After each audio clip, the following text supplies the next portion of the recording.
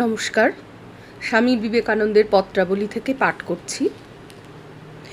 আজকের চিঠিটি পড়ছি 1895 সালের 4 এপ্রিল আমেরিকা থেকে প্রিয় শিষ্য আলাসিঙ্গাকে লেখা স্বামীজির চিঠি দিয়ে। পত্রাবলীতে চিঠির সংখ্যা 177। এটি ইংরাজি থেকে বাংলায় অনুবাদ করা হয়েছে। প্রিয় আলাসিঙ্গা, এইমাত্র তোমার পত্র পেলাম। কোনো ব্যক্তি আমার অনিষ্ট করবার চেষ্টা করলে তুমি তাতে ভয় পেও না। যতদিন প্রভু আমাকে রক্ষা করবেন ততদিন আমি অপরাজেয়। আমেরিকা সম্বন্ধে তোমার ধারণা বড় অস্পষ্ট। মিসেস হেল ছাড়া গোঁড়া খ্রিস্টানদের সঙ্গে আমার কোনো সম্বন্ধ নেই, তবে এখানে উদার ভাব এবং চিন্তাও যথেষ্ট আছে। মিস্টার লান্ড বা ওই ধাঁচের গোঁড়ারা পাল পার্বণে নিজের খরচায় এসে লাফিয়ে ঝাঁপিয়ে নেচে কুদে বাড়ি ফিরে যায়। এ একটা প্রকাণ্ড দেশ।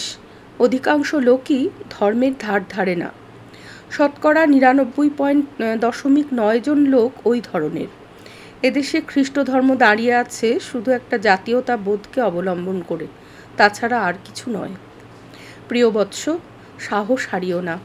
আমি আয়ারকে একখানি পত্র লিখেছিলাম। তোমাদের পত্রে তার কোনো উল্লেখ না দেখে মনে হলেও তোমরা তার সম্বন্ধে কিছুই জানো না। আর আমি তোমাদের নিকট যে কতগুলি বই চেয়েছিলাম সে সম্বন্ধেও তুমি কিছু লেখনি। যদি সব সম্প্রদায়ের ভাষ্যসহ বেদান্ত সূত্র আমায় পাঠাতে পারো তো ভালো হয়। সম্ভবত সামান্না তোমায় এ বিষয়ে সাহায্য করতে পারে। আমার জন্য একটুও ভয় পেও না, তিনি আমার হাত ধরে রয়েছেন। ভারতে ফিরে গিয়ে কি হবে? ভারত তো আমার ভাবরাশি বিস্তারের সাহায্য করতে পারবে না। এই দেশ আমার ভাবে খুব আকৃষ্ট হচ্ছে। আমি যখন আদেশ পাবো তখন ফিরে যাব। ইতোমধ্যে তোমরা সকলে ধৈর্যের সঙ্গে ধীরে ধীরে কাজ করে যাও। যদি কেউ আমায় আক্রমণ করে কথা বলে তাহলে তার অস্তিত্ব পর্যন্ত ভুলে যেও।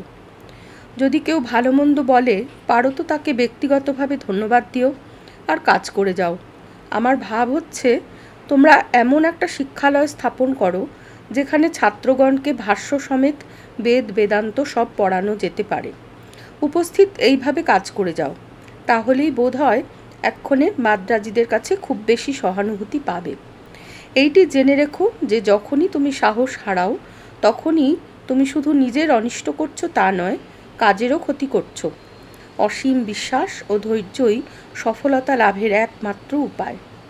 সদা আশীর্বাদক, বিবেকানন্দ। পুনশ্চ জিজি, ডাক্তার, কিডি, বালাজি এবং আর সবাইকে আনন্দ করতে বলো। তারা যেন কারো বাজে কথা শুনে মনকে চঞ্চল না করে।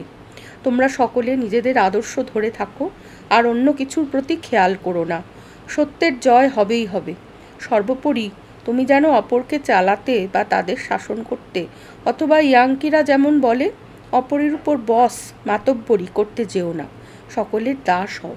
বি।